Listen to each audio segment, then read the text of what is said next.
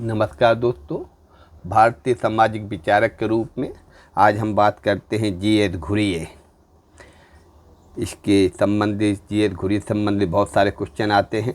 आपके सहायक प्राध्यापक जो जून में होने वाली है PGTUP, इस तरीके से आपका UGC नेट, इन सब में जी.एस. घुरिये सिलेबस में है। आगे देखते हैं जी.एस. घुरिये के बारे में। इनका पूरा नाम है गोविंद सदाशिव घुरिये। क्या नाम है?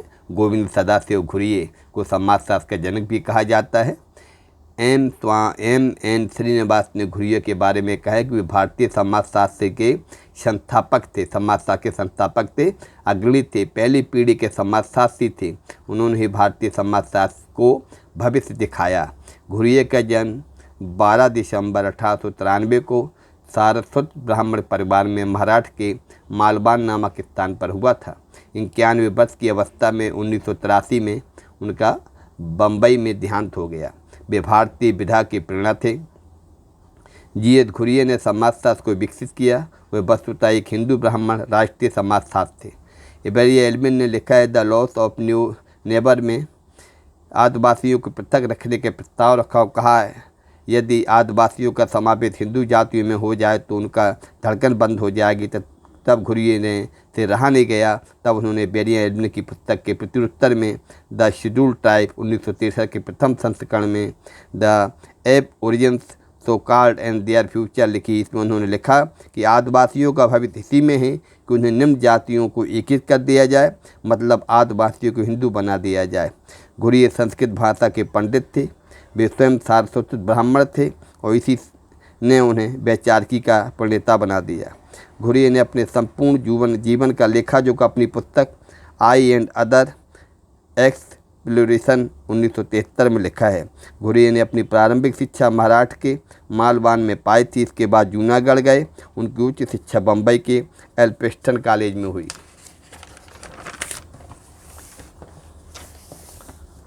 आगे देखते हैं 1922 में घुरिये कैम्ब्रिज विश्वविद्यालय से PhD की उपाधि ग्रहण की। उनकी थीसिस के पर्यवेक्षकों में ऋग्वेद और कुक थे। घुरिये ने संस्कृत में MA किया। घुरिये ने संस्कृत में MA करने के बाद मानव शास्त्र से PhD की।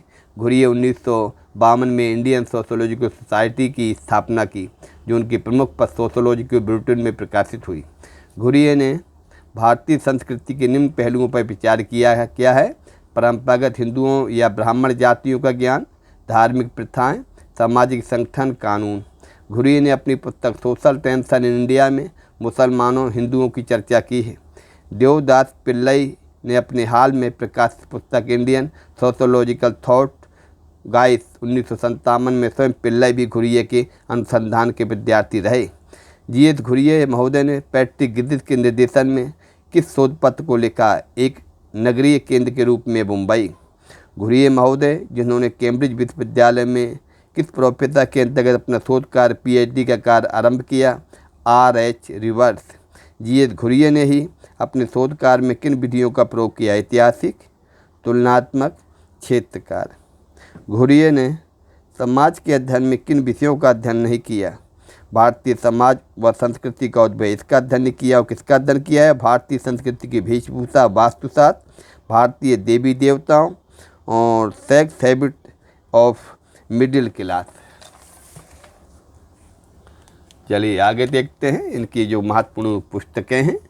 Cast and race in India, sex habits of middle class people 1938, the aboriginal society and their future, culture and society after an century and a quarter, caste class and occupation. ये question, ये पुस्तक ज़्यादा आई है। Cities and civilisation, family and kin in Indo European culture, the scheduled type, ये ही बहुत पुस्तक कई बार आई है। द महादेव कोलिस, ये भी कई बार आ चुकी है। Anatomy of a rurban community, the Indian sadhus, ये भी कई बार आ चुकी है। Race relative in Negro Africa, ये है आपका sexual behaviour of the American family, Vedic India, ये भी कई बार आ चुकी है। और इसके बाद है यहाँ इंडिया हो गया, जो हो गया विदुर। इसके बाद anthropological sociological papers, social tension India 1968, I and other, ox procession 1973। आगे है आपका India regards democracy, the burning pattern of the north east India occidental civilisation to brahmanical institution gotra and charan caste and class in India. ठीक है, घुरिये महोदय ने अपने अध्ययनों में किन उपागमों का प्रयोग किया? प्रसारवादी, भारतीय विद्याशास्त्र, समाजशास्त्री, मानवशास्त्री। महाराष्ट्र के महादेव कोली जनजाति का अध्ययन करते हुए घुरिये ने किस अध्ययन पद्धति का प्रयोग किया? क्षेत्रकार पद्धति का। जाति के निर्जातिक सिद्धांत से संबंधित है जी.एस. घुरिये। जी.एस. घुरिये ने जाति का कोई समान परिभाषा नहीं दी, किंतु उन्होंने कितनी जाति की विशेषताएं बताई हैं? 6। जाति व प्रजाति में आंतरिक संबंध मानते हुए घुरिये ने हिंदू जनसंख्या को उनके शारीरिक विशेषताओं के आधार पर कितने वर्गों में विभाजित किया? 6। घुरिये ने जाति कथनों का है, घुरिये ने जाति को पूर्णतः एक विशिष्ट भारतीय प्रघटना माना है। जाति के संबंध में घुरिये महोदय के विचार निराशावादी होने के साथ साथ विसम्मति युक्त भी थे। कथन गलत है, कारण सही है। आगे देखते हैं। कथन, जाति की उत्पत्ति के संदर्भ में घुरिये महोदय ने प्रजाति सिद्धांत का समर्थन किया। कारण, घुरिये ने जाति को परिस्थिति समूह के रूप में एक विशिष्ट भारतीय प्रघटना के रूप में नहीं स्वीकार किया। कथन एवं कारण सही है, किंतु व्याख्या सही नहीं है। यह किसका कथन है कि जाति प्रणाली इंडो आर्य संस्कृति के ब्राह्मणों का शिशु है, जिसका पालन पोषण गंगा के मैदान में हुआ और वहाँ से देश के दूसरे देशों में लाया गया? जी.एस. घुरिये। जाति में परिवर्तन संबंधी विचारधारा में घुरिये ने किसका उल्लेख नहीं किया?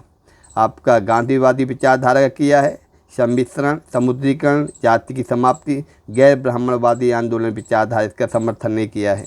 घुरिये के अनुसार देश के विभाजन हेतु कौन से कारक उत्तरदायी हैं? पृथकतावाद, विशिष्टतावाद। भारतीय जनजाति की समस्या के समाधान के रूप में घुरिये ने क्या उपाय सुझाए?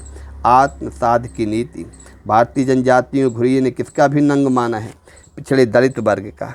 महाराष्ट्र के लोनी खंड गांव का अध्ययन करते हुए घुरिये ने किस अवधारणा को व्याख्यात्मक किया है? गांधी सामाजिक संरचना। प्राचीन काल से लेकर आधुनिक काल तक की वेशभूषा, वास्तुकला एवं मूर्तिकला को घुरिये महोदय ने किस रूप में विश्लेषित किया है? हिंदू विन्यास के रूप में। आगे देखते हैं।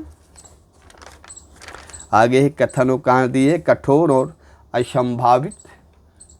और असंभावित बहुल प्रवृत्तियों के विकास और प्रोत्साहन ने राष्ट्रीय एकीकरण को लगभग अब असंभव सा बना दिया। कारण क्या है? घुरिये महोदय ने राष्ट्रीय एकीकरण हेतु समग्र एकीकरण को आदर्श उपचार के रूप में सुझाया है। कथन कारण सही है, सही व्याख्या है। ये किसका कथन है कि ब्राह्मणवाद जाति व्यवस्था के लिए जिम्मेदार है? अब्बे डुबोए का। अपनी जाति संबंधी विचार में घुरिये किससे संबंधित थे? रिवर्स एवं आभाव से। सामाजिक जीवशास्त्र एवं नगरीय समाजशास्त्र संबंधी विचारों में घुरिये सबसे ज़्यादा किससे संबंधित थे? पैट्रिक गिडिस से। घुरिये एक विवादास्पद समाजशास्त्री माने जाते हैं, ये भी इनके बारे में कहा गया है। घुरिये ने आदिवासियों को पिछड़े हिंदू कहा है, ये बहुत अच्छा क्वेश्चन है। ये भी घुरिये के शब्दों में कहें तो समाजशास्त्र वह है जो भारतीय हिंदू समाज का बब्राह्मण के रीति रिवाज का अध्ययन करे।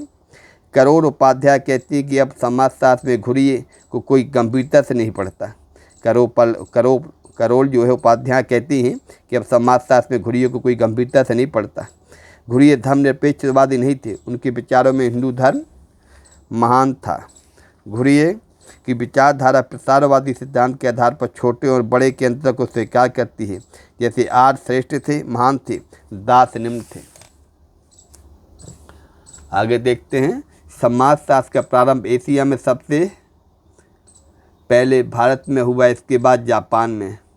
बम्बई विश्वविद्यालय पैट्रिक गिडिस के बाद घुरिये विभागाध्यक्ष रहे। जी.एस. घुरिये के शिष्यों में काफ़ी लोग थे, जैसे M N. Srinivas, K M. Kapadia, A R. Desai, I P. Desai, Y P. Damle, Shrimati Jalu, K C. पंचचंद का, एस.एस. राव बिलास संघ ये सारे उनके शिष्य रहे हैं।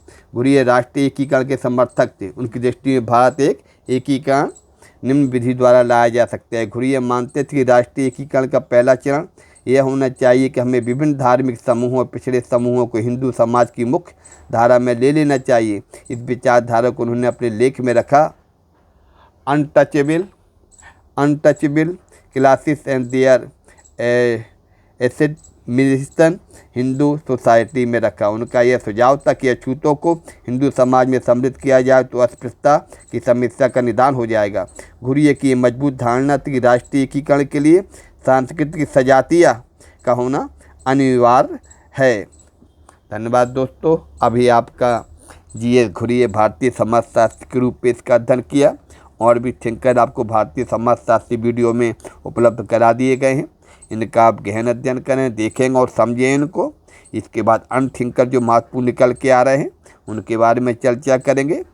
चलिए, तब तक के लिए धन्यवाद। अगर आप इनमें लगे कि भाई कुछ आपको जानकारी दी जा रही है तो मैटर थोड़ा सा, अगर आपको मैटर अच्छा लगे तो इसको आप बार बार पढ़िएगा, जिसमें आपके ज्ञान में वृद्धि होगी।